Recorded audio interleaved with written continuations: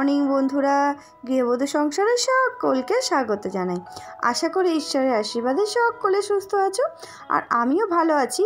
কিন্তু অনেক দিন পরে তোমাদের সামনে এসেছি, আর একটু ব্যস্ত ছিলাম। মানে আমাদের এখানে পয়লা বৈশাখ তো সবার ওখানেই হয়, আর আমাদের এখানে কিছু পুজো ছিল, চড়ক মেলা ছিল, বাড়িতেও গেস্ট এসেছিলো। এইসব কারণে, নানান কারণের জন্য ভিডিও এডিট করা হয়নি, কিন্তু প্রচুর ভিডিও পেন্ডিং হয়ে পড়ে রয়েছে, যেগুলো তোমাদের সঙ্গে এতদিন শেয়ার করা হয়নি। আর অনেক দিন তো কোনো ভিডিও দেওয়াও হচ্ছে না, যেহেতু এডিটগুলো কমপ্লিট করা হয়নি। তাই ভাবলাম আজ থেকে ভিডিওগুলো দেওয়া কমপ্লিট করব। তো তোমরা কিন্তু সকলে আমার পাশে থেকো। তো সকাল সকাল সার্থক বেরিয়ে যাওয়ার পর চলে এসেছিলাম ঘরের মধ্যে ঘরটাকে ডিপ ক্লিন করার জন্য, কারণ পয়লা বৈশাখ আসছে। আর পয়লা বৈশাখের আগে ঘর বাড়িকে একটু ডিপ ক্লিন করা, নতুন বিছনার চাদর পাতা, একটু পরিষ্কার পরিচ্ছন্ন তো করতেই হয় বলো। তো সেটাই করছি। আর এইগুলো না করলে ভালো লাগে না। নতুন বছরে আমরা যেমন নতুন পোশাক পরি, তেমন ঘরগুলোকেও একটু পরিষ্কার পরিচ্ছন্ন করে নতুন বিছানার চাদর পাতলে একটু ভালোই লাগে বলো, ঘরটাকে বেশ সুন্দর লাগে দেখতে। তো যাই হোক, বিছানার চাদর তো চেঞ্জ করাই হয়, বাট একটু নতুন বছরে নতুন চাদরটা বেশিই ভালো লাগে। এগুলো আমাদের বাঙালি ঘরে তো হতেই থাকে। আর এখানে দেখো সার্থক যে ধুতিটা পরে পুজো করে আর কি, এইভাবে মেলিয়ে রেখে চলে যায়। তো যাই হোক, আমি সেটা এখানে সুন্দর করে গুছিয়ে রেখে দিলাম। আর এখানে দেখো বইয়ের র্যাকটা আর কি একটু নড়াচড়া করছিল। অ্যাকচুয়ালি এটা ছিল বইয়ের র্যাক, বাট এখন আর বইয়ের র্যাক নেই। আমার একটা ছোট্ট ব্যবসা আছে, সেই ব্যবসার জিনিসপত্রগুলোই রাখা হয়। আর উপরের তাকটাই ছোটোখাটো যত ডায়েরি, আমার ডায়েরি, সার্থকের ডায়েরি, এগুলো হিসাব নিকাশের এই সমস্ত টুকটাকি জিনিসগুলো ওখানে রাখা হয়। আর এখানে দেখো জামা কাপড়গুলো তো সমস্ত শুকিয়ে গেছিলো, বাট ভাঁজ করে রাখা হচ্ছিল না, জমে গেছিলো। তো সেগুলোই আর কি ভাঁজ করে আলনার মধ্যে রেখে দিয়েছি। আর এখানে আলমারি, ড্রেসিং টেবিল, এগুলো একটুখানি ক্লিন করে নিলাম। আর এখানে সোফার কভার টাভার এগুলোও একটু চেঞ্জ করে নেব, কেননা এগুলোও একটু অনেক দিন চেঞ্জ করা হয় না। তো ভাবলাম সমস্ত করছি যখন, একদম টি টেবিলের কভার থেকে সোফা এভরিথিং পুরো সব পাল্টে ফেলে দিয়েছি, যেগুলো পরে আর কি পাতবো। এখন আপাতত ক্লিনের কাজটা কমপ্লিট করি, গোছানোর কাজটা পরে কমপ্লিট করে নেব। আর ওগুলো সমস্ত রেখে আসলাম, পরে মেশিনে দিয়ে কেচে নেব। আর এই স্টিলের যে সোফাটা, মানে স্টিলগুলো তো যদি কলিন দিয়ে পরিষ্কার করা হয়, খুব সুন্দর পরিষ্কার হয়।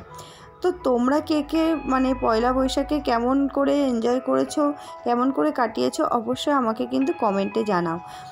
তো যাই হোক, অনেকে অনেক কমেন্ট করে দিদি ভাইরা, তো আমার খুব ভালো লাগে যে আমার ভিডিওগুলো দেখতে তাদের ভালো লাগে। তো ওটাতে আমি খুব শান্তি পাই।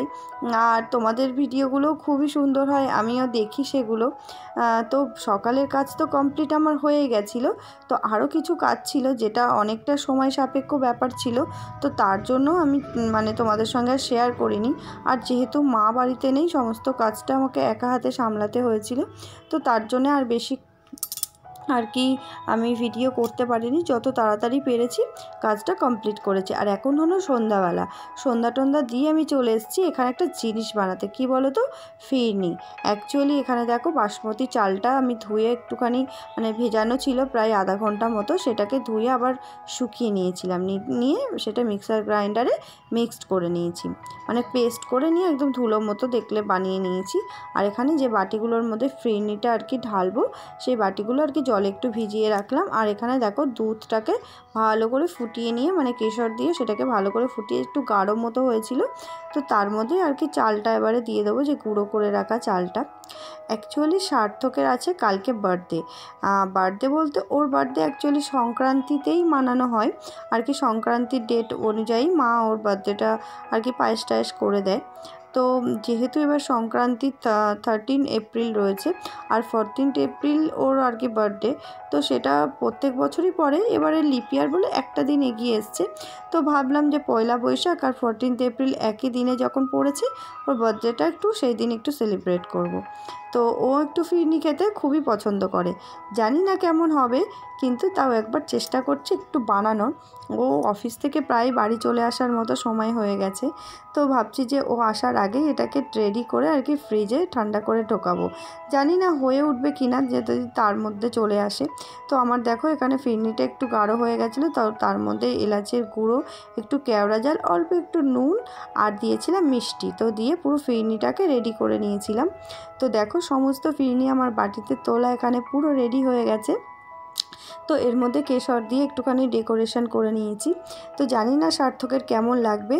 তো দেখো কি ভাল লাগছে, দেখেই তো খুবই ভালো লাগছে, খেতে কেমন হবে জানি না। তো এগুলো আপাতত এখানে রেখে দেবো ঠান্ডা হওয়ার জন্য, তো তারপরে ফ্রিজে তুলে দেবো। তো আজকের মতো ভিডিওটি এই পর্যন্ত। ভালো লাগলে একটা লাইক করে দিও আর চ্যানেলটিকে সাবস্ক্রাইব করে পাশে থেকো, তাহলে পরবর্তী এপিসোডে অনেক কিছু দেখাতে পারবো তোমাদেরকে। তো টাটা, সকলেই সুস্থ থেকো।